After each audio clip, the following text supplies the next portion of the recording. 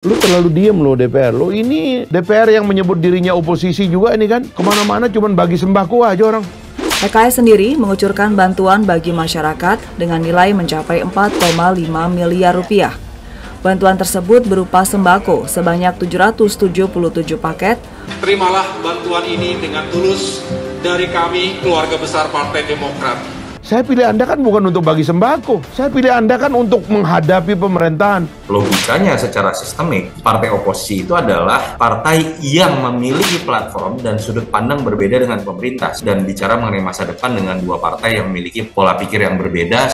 Tapi kalau kita ini masyarakat sipil yang perlu jagoan, ya begitu terus. Mentalnya adu ayam terus ini. Mentalnya adu ayam terus ini. Nggak enak kalau nggak ada yang berkelahi gitu loh. Dan kita lagi nyari jago-jago kan. Termasuk yang Anda bilang nih kan. Lagi nyari nih ketemu Anies Baswedan. Ada yang ketemu Ganjar. Ada yang ketemu apa. Ini kan ngadu-ngadu terus begitu.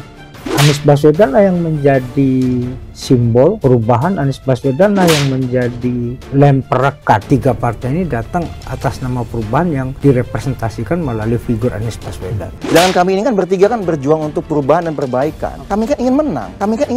Kami bertiga ini ingin menang, bukan hanya ingin bersama. Pertanyaannya kan adalah ketika berbicara mengenai perubahan, muncul kondom. Gagasan apa sih yang dimaksud berubah? Lalu logika apa yang membuat kemudian ketiga partai ini merasa punya kesamaan platform yang simbolisasinya adalah Anies? Itu yang saya bilang politik yang tidak sehat pada akhirnya kan. Karena itu bukan politik akal, tapi itu politik emosi. Didrive oleh kekecewaan.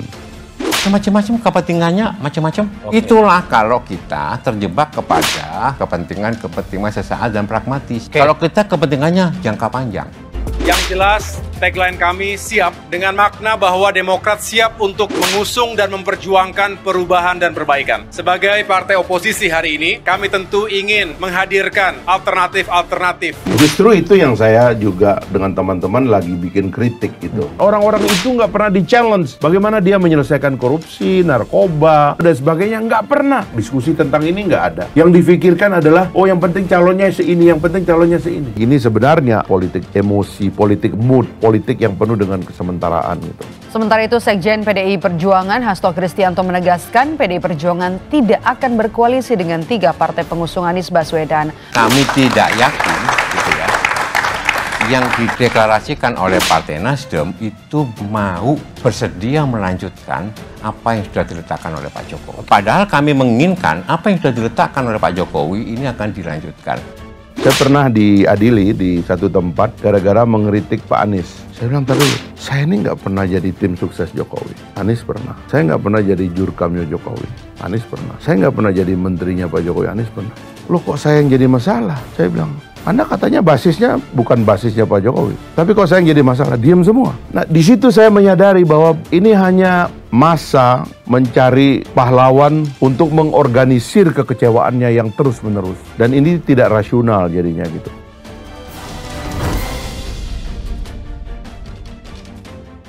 Kinerja DPR RI periode 2019-2024 rupanya masih disorot Wakil Ketua Umum Partai Gelombang Rakyat atau Gelora Indonesia, Fachri Hamzah. Kritikan itu ditunjukkan kepada partai politik atau parpol yang pro pemerintah maupun partai yang mengaku oposisi. Mantan Wakil Ketua DPR RI ini menilai lembaga perwakilan rakyat saat ini tidak berani memberikan kritik terhadap Presiden Joko Widodo dan pemerintah. Masa saya yang harus begitu? Kritik Pak Jokowi, mendingan saya kritik DPR dan DPD RI. Kenapa kamu nggak kuat? Katanya oposisi, kenapa membeli? Demikian sentilan Fachri Hamzah pada Minggu 5 Maret.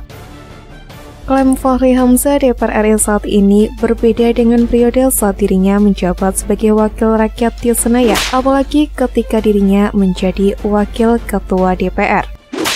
Fachri Hamzah lantas menceritakan saat dirinya menjadi wakil ketua DPR pada periode 2014-2019.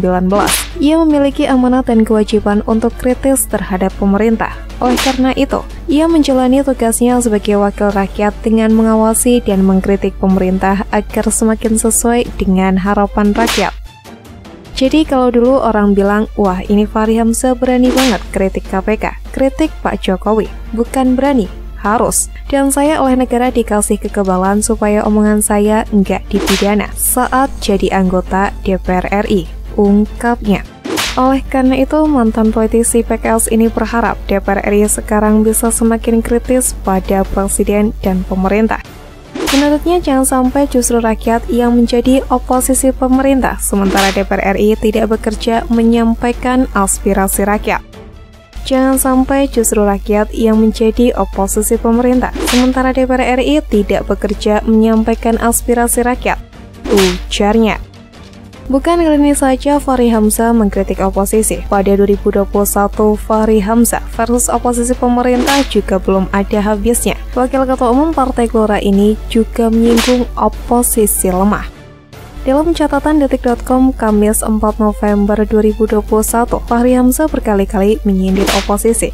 Beragam tagar berisikan kritik pedas terhadap oposisi dilontarkan sang mantan pimpinan DPR RI tersebut. Di situs pribadinya seperti yang dilihat pada 3 September, Fachri Hamzah menuliskan oposisi sekongkol, rakyat yang tawuran. Isi tulisan tersebut mengkritik oposisi yang dia nilai lemah sekali di parlemen, sehingga membuat rakyat masih saja mengurusi politik meski pemilu usai, rakyat pun disebut menjadi korban. Mengapa rakyat tidak istirahat urus politik dan fokus cari kehidupan? Karena yang beri amanah lalai dan sibuk pencitraan. Rakyat harusnya berhenti berpolitik dan gesek-gesekan setelah pemilu dan nyoblos. Tapi kenapa terus terjadi sampai rakyat nggak bisa hidup tenang? Kata Fachri Hamzah saat itu. Karena sistem perwakilan absen kongresional yang tidak dimengerti oleh parpol yang sudah duduk dapat fasilitas, gaji, dan sekaligus kekebalan. Imbuhnya. Fachri Hamzah menyebutkan rakyat seperti dirinya dan secara umum tidak harus bertengkar pasca pencoblosan karena seharusnya kondisi perpolitikan tanah air kembali normal setelah masa kampanye.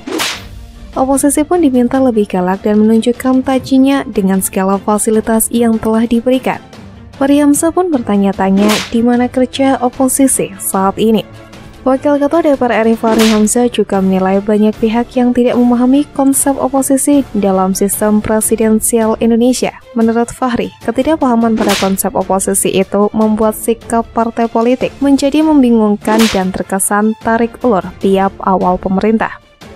Ia menjelaskan bahwa dalam sistem presidensial tidak ada oposisi karena yang menjadi oposisi adalah parlemen. Jadi semuanya baik yang di luar maupun yang di dalam itu nggak punya konsep tentang apa itu oposisi dan apa itu koalisi dalam sistem presidensialisme, kata Fachri Hamzah ditemui di Kompleks Parlemen pada tahun 2019. Nggak ada yang ngerti tentang ini, makanya bingung. Dalam presidensialisme nggak ada oposisi, karena yang beroposisi dalam presidensialisme adalah parlemen, ujar Fachri. Fachri juga menjelaskan cara memilih parlemen di negara dengan sistem parlementer dan negara presidensial berbeda. Negara dengan sistem parlementer memilih parlemen untuk membentuk pemerintah yang dibagi menjadi dua kubu, yakni ruling majority dan minority opposition. Dalam sistem presidensialisme, rakyat memilih dua-duanya, eksekutifnya dipilih dicoblos presidennya, ujarnya.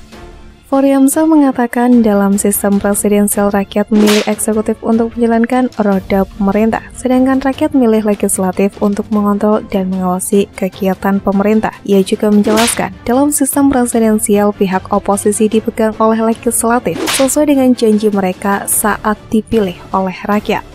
Dalam perkembangan politik saat ini, menurut Fachri, banyak pihak yang tidak paham konsep tersebut, sehingga mereka yang ingin menjadi koalisi kebingungan meletakkan posisi partainya.